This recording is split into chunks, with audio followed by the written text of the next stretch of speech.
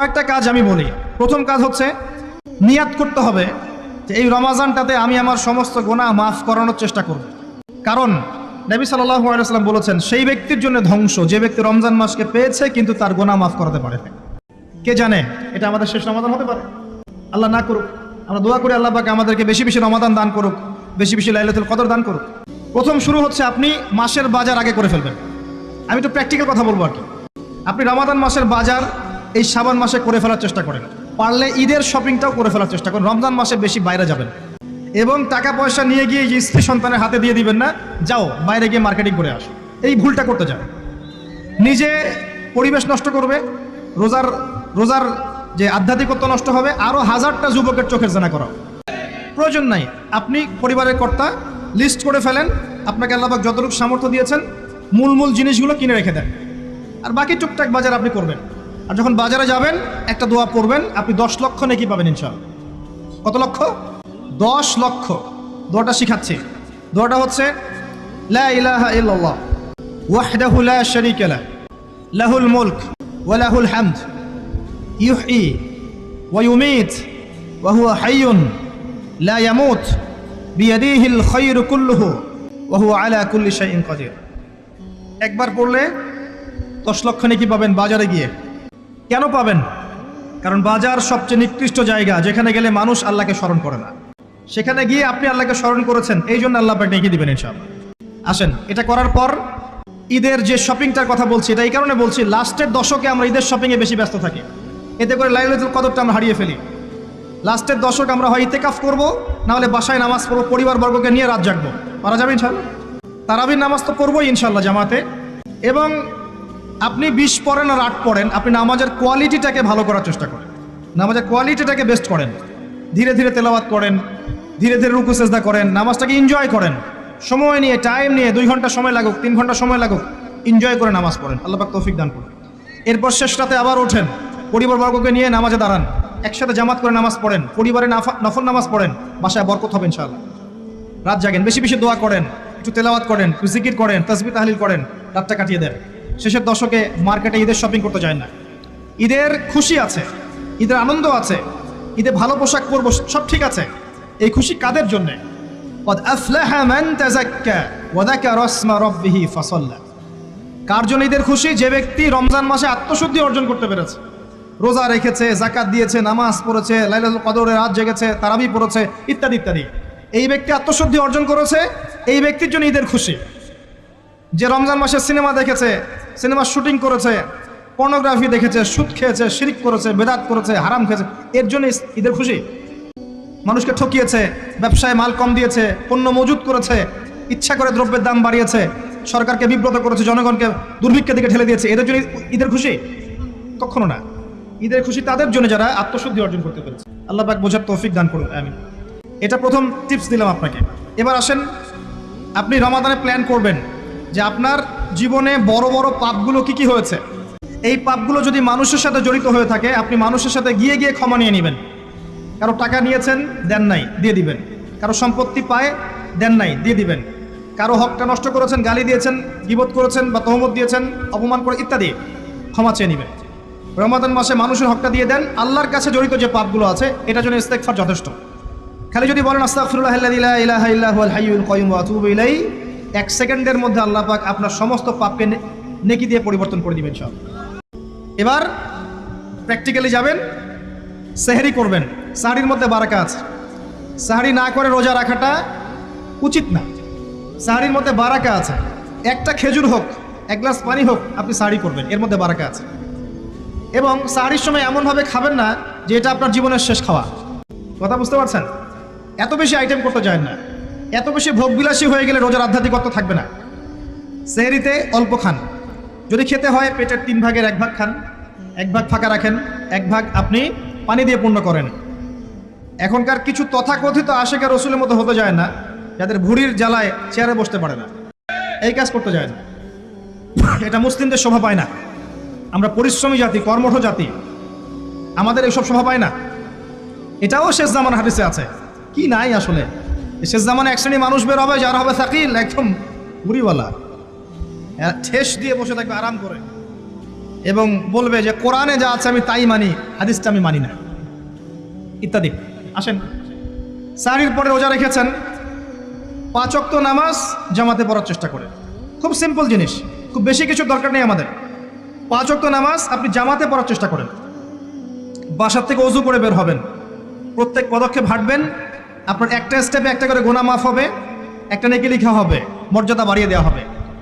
একে 10 দিয়ে গুণ করা হবে, রমজান মাসে আরো 70 দিয়ে গুণ করা হবে ইনশাআল্লাহ।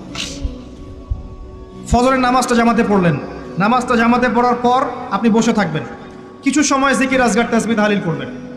পারলে 1 পারা করে কোরআন তেলাওয়াত করবেন। রমাদান মাসে প্রত্যেক দিন 1 পারা করে কোরআন তেলাওয়াত করার চেষ্টা করবেন। 30 দিন 30 পারা, রমাদানে অ্যাটলিস্ট একটা খতম পারা যাবে, অ্যাটলিস্ট একটা খতম চেষ্টা করা যায় না ইনশাআল্লাহ।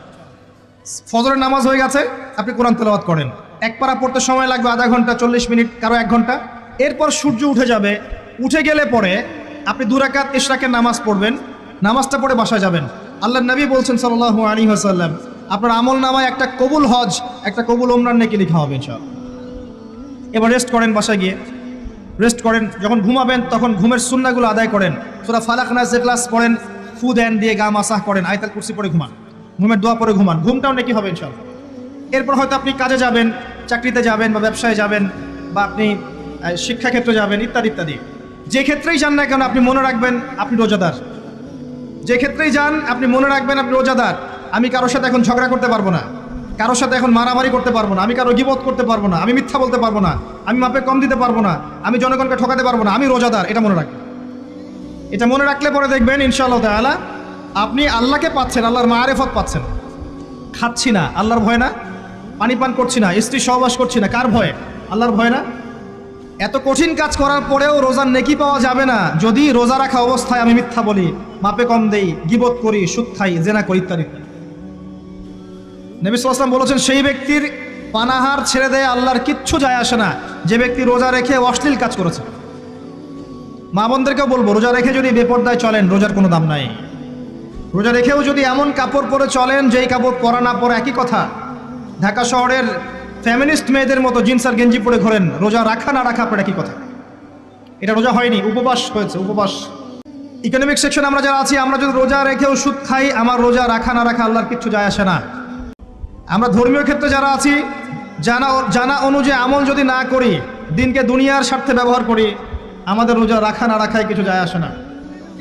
আমরা যদি মিথ্যা বলি, অন্যের গীবত করি, অশ্লীল কাজ করি, গার্লফ্রেন্ডের সাথে সময় কাটাই, ওর সাথে কফি খেতে যাই, ডেটিং করতে যাই, এই যে ফেসবুকের মাধ্যমে চ্যাটিংয়ে প্রেম করি, ইউটিউবে অশ্লীল ভিডিও দেখি, পর্নোগ্রাফি দেখি, ইত্যাদি ইত্যাদি, এইসব রোজা রাখা না রাখা আল্লাহর কিচ্ছু যায় আসে।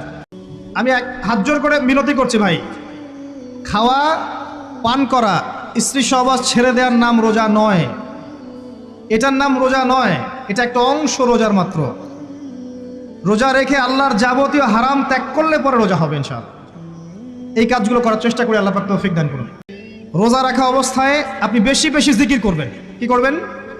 সুবহানাল্লাহ পড়বেন, আলহামদুলিল্লাহ পড়বেন, আল্লাহু আকবার পড়বেন, লা ইলাহা ইল্লাল্লাহ পড়বেন, লা হাওলা ওয়ালা কুওয়াতা ইল্লা বিল্লাহ পড়বেন হাসবিয়াল্লাহু ওয়া নি'মাল ওয়াকিল, সুবহানাল্লাহি ওয়া বিহামদিহি, সুবহানাল্লাহিল আযীম, সুবহানাল্লাহিল আযীম ওয়া বিহামদিহি। পড়বেন আস্তাগফিরুল্লাহ ওয়া আতুবু ইলাইহি, আস্তাগফিরুল্লাহ ওয়া আতুবু ইলাইহি।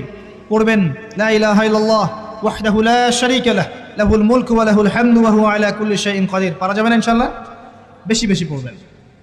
আরেকটা কাজ করবেন, প্রতিটা কাজ নবী সাল্লাল্লাহু আলাইহি ওয়াসাল্লামের সুন্নাহ মাফিক করার চেষ্টা করবেন। সুন্নাহ মাফিক, খাচ্ছেন তার সুন্নাহ মাফিক, টয়লেট করছেন তার সুন্নাহ মাফিক, ঘুমাচ্ছেন তার সুন্নাহ মাফিক। সুন্নাহর বইগুলো আছে না বাজারে, কিনে নেবেন, কিনে নিয়ে দেখবেন প্রতিটা কাজ কিভাবে করলে সুন্নাহ হবে।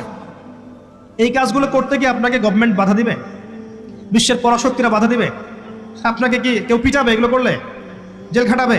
এগুলো আমাদের ব্যক্তি স্বার্থের ব্যাপার, ইচ্ছা করলেই করা যায়। এই ইচ্ছাটা আল্লাহ পাক আমাদের অন্তরে জাগ্রত করুন, আমিন।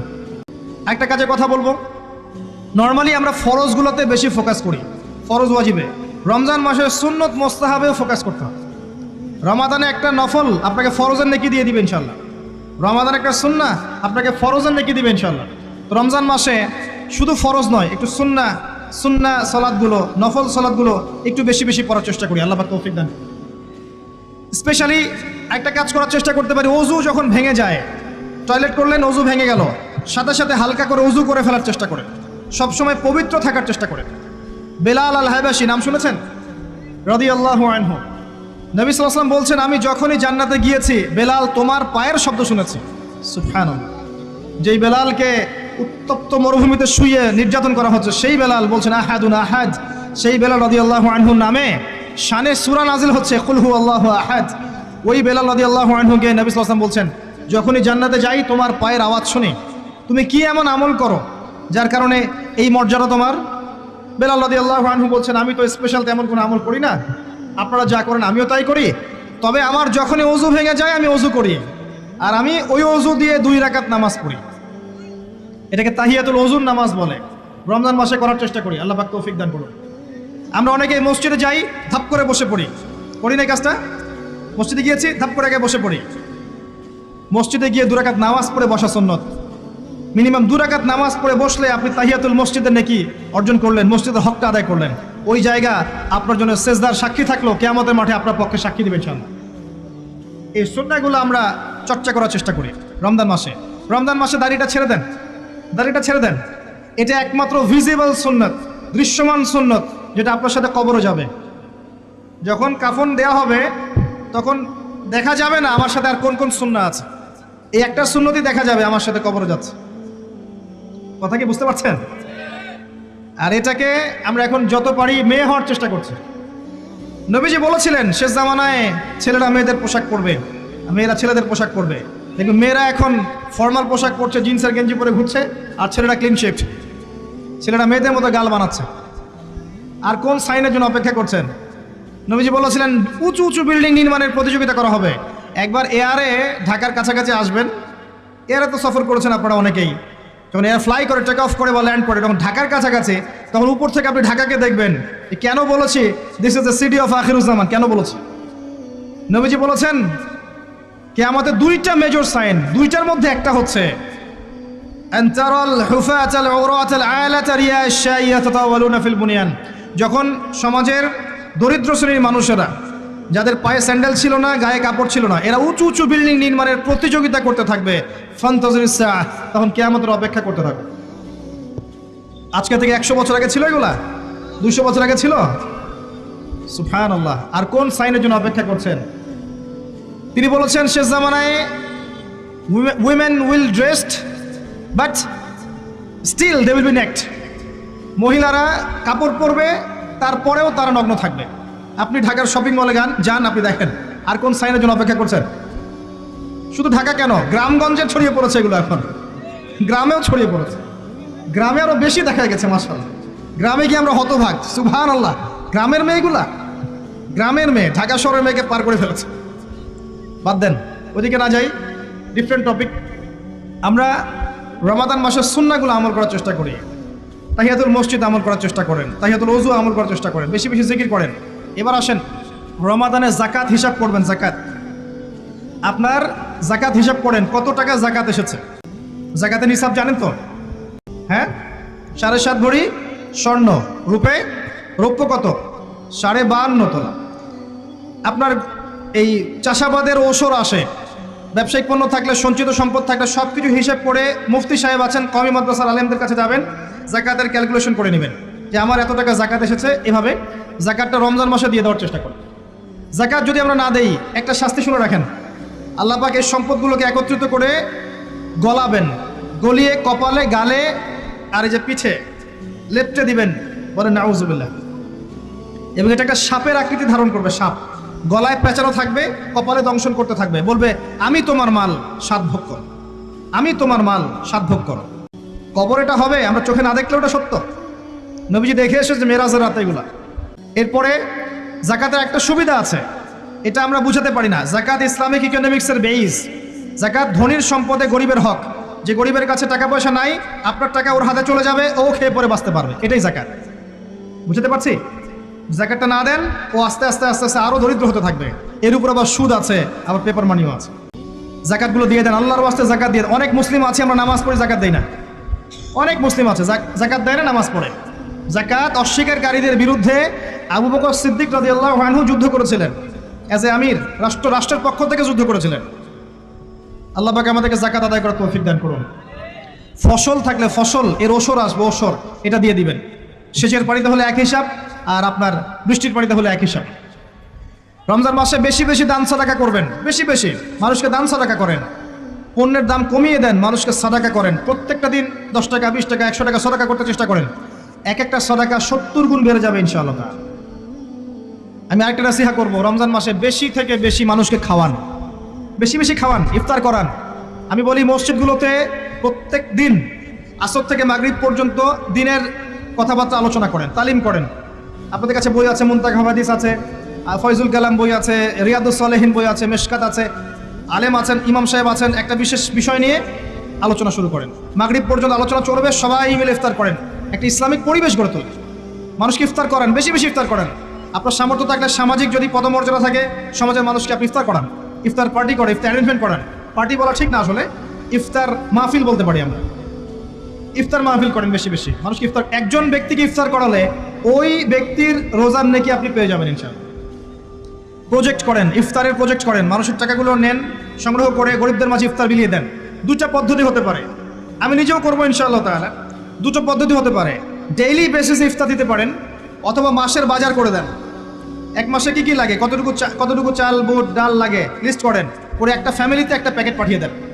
দেখবেন পুরো ফ্যামিলি ইনশাআল্লাহ তাআলা রমজান মাসটা খেয়ে পরে বাঁচতে পারবে। এগুলো আমরা না করলে কারা করবো? অমুসলিমরা করবে। অমুসলিমরা করে করেই তো সবাইকে খ্রিস্টান বানাচ্ছে। কোথায় আছেন আপনি? সমাজ সেবা করে করে তো মানুষের ঈমান আমল হরণ করে ফেলছে, আর আমরা সমাজ সেবা করতে চাচ্ছি না। জি, আমরা গরিব মানুষের পাশে দাঁড়াচ্ছি না, ওরা গিয়ে দাঁড়াচ্ছে। দেখবেন মানুষ বলছে হ্যাঁ এই ধর্মটা ভালোই, আমি খ্রিস্টান হয়ে যাই। কত মানুষ যে খ্রিস্টান হয়ে যাচ্ছে আপনি জানেন? পরে বুঝবেন, যখন আমরা এই যে হাত বাঁধা, পায়ে পা রফুলে ইত্যাদি নিয়ে মারামারি করছি, কে কোন মাযহাব, কে কোন তরিকা, কার কোন ত্রুটি আছে, এগুলো নিয়ে আমরা সোশ্যাল মিডিয়ায় ঘাটাঘাটি করছি। এই সময়গুলোর মধ্যে এগুলো অনেক এগিয়ে গেছে। এরা আরও এসব এই খোরমা জিলাপি নিয়ে মারামারি করতে থাক, দেখবেন আস্তে আস্তে আস্তে আস্তে কোন দিকে চলে যায় পরিস্থিতি। গলার মধ্যে দড়ি দিয়ে ফাঁস লাগানো হয়ে গেছে, খালি টানা বাকি আছে। আরে এখন ঝগড়া করে বেড়াচ্ছে কোন আলেমের কোন সমস্যা। লাহুম কুলুবুন লা ইয়াফকাহুনা বিহা, আল্লাহ পাক বলেছেন সূরা আরাফ 179-তে। রমজান মাসে বেশি বেশি ইফতার করান, বেশি বেশি দান সাদাকা করেন। আর একটা কাজ বলে আমি শেষ করছি, রমজান মাসে পরিবারকে সময় দেন। পরিবারকে সময় দেন, পরিবারের হক আছে আমাদের উপরে। স্ত্রীকে সময় দেন, স্বামীকে সময় দেন, একসাথে ইফতার বানান।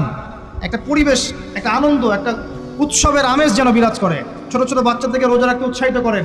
সবাই একসাথে বসে একটা বড় প্লেটে ইফতার করেন। বাচ্চারা যখন বড় হবে তখন বলবে ছোটবেলায় আমরা বাবা মার সাথে এভাবে ইফতার করেছি, সংস্কৃতি লালন করেছি। পারিবারিক হৃদ্যতায় চলে আসেন, প্রতিবেশীকে ইফতার পাঠান, প্রতিবেশীকে ইফতার হাদিয়া দেন, মসজিদে একসাথে ইফতার করেন। তারপর রাতের বেলা তাহাজ্জুদে দাঁড়ান, তারাবিতে দাঁড়ান, তারাবির নামাজে ধীর স্থিরভাবে কেরাত করেন। ইমাম যাকে নিযুক্ত করবেন তাকে সুললিত কণ্ঠে কোরআন তেলাওয়াত করতে বলবেন, ধীর স্থিরভাবে, তাকে প্রেশার দিবেন না। তার দায়িত্ব নিয়ে নেন। ইমাম হাফেজদের পুরো মাসের দায়িত্ব নেন, তার পরিবারের দায়িত্ব নেন।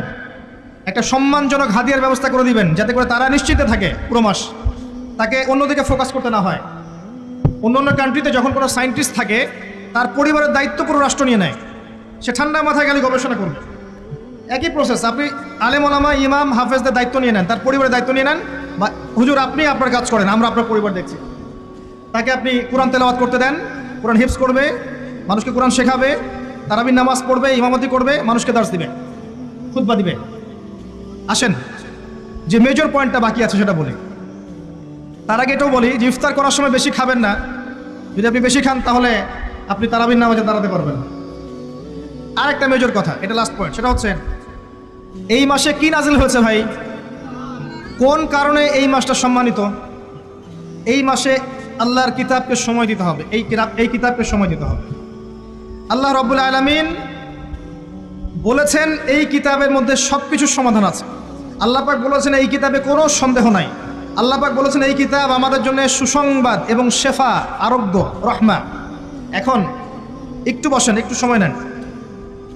এই কিতাব প্রথমত আপনাকে তিলাওয়াত করা শিখতে হবে। রমজান মাস আসার আগেই আপনি তিলাওয়াত করা শিখে ফেলেন। যদি না জানেন, রমজান মাসে পুরো 1 মাস তাজবিদ শিখবেন স্থানীয় ইমামের কাছে। পারবেন না? 1 মাসের মধ্যে কোরআন তেলাওয়াত শেখা সম্ভব, 1 মাসে শেখা সম্ভব। বলছিলাম রমাদান মাস এবং লাইলাতুল কদরকে সম্মানিত করা হয়েছে একটা কারণেই, কারণ এই মাসে এই রাতে আল কোরআন নাজিল করা হয়েছে। এটাই কারণ। কোরআন কখন নাজিল হলো? যখন সমাজে সুদ আছে, মদ আছে, জেনা আছে, ব্যভিচার আছে, শিরক আছে, এরকম সমাজে প্রথম কি নাজিল হলো? পড়ো। প্রথমে নাজিল হয়নি শিরক করো না, প্রথমে নাজিল হয়নি যে সুদ খেও না, প্রথম আয়াত এটা ছিল না জেনা করো না, প্রথম আয়াত এটাও ছিল না মূর্তি পূজা করো না। হ্যাঁ, প্রথম আয়াত কি? ইকরা, পড়ুন। আল্লাহ পাক বুঝাতে চাচ্ছেন সমাজের জাহিলিয়াতকে দূর করতে হলে লেখাপড়ার কোনো বিকল্প নাই, এবং সেই পড়াশোনাটা হতে হবে আল্লাহর ওহির আলোকে। যে ওহিটা আল্লাহ পাক নাজিল করেছেন এর বেসিসে আপনাকে পড়াশোনা করতে হবে। এই জ্ঞানটা দিয়ে আপনি সমাজ সংস্কার করতে পারবেন ইনশাআল্লাহ তাআলা। এর সাথে উপকারী জ্ঞানগুলো কি নিব না? অবশ্যই নিব। ওহির জ্ঞানের সাথে, কোরআন সুন্নাহর জ্ঞানের সাথে আমি ইতিহাসের জ্ঞান নিব, আমি পলিটিক্যাল সায়েন্সের জ্ঞান নিব, আমি দর্শনের জ্ঞান নিব, জিও পলিটিক্সের জ্ঞান নিব, প্রয়োজনে আমি সায়েন্সের জ্ঞান নিব, আমি কমার্সের জ্ঞান নিব, আর্টসের জ্ঞান নিব, মেডিকেল সায়েন্স পড়বো, ইঞ্জিনিয়ারিং পড়বো, সবই পড়বো, কিন্তু বেসিকটা কি হবে? কোরআন, সুন্নাহ, ইসলাম। এরপর আপনি ডাক্তার হন, ইঞ্জিনিয়ার হন, পলিটিশিয়ান হন, সামাজিক নেতা হন, প্রশাসনের ক্যাডার হন, আপনার জন্য মোবারকবাদ। আপনি যেখানেই যাবেন সেখানেই বরকত ছড়াবেন ইনশাআল্লাহ। যে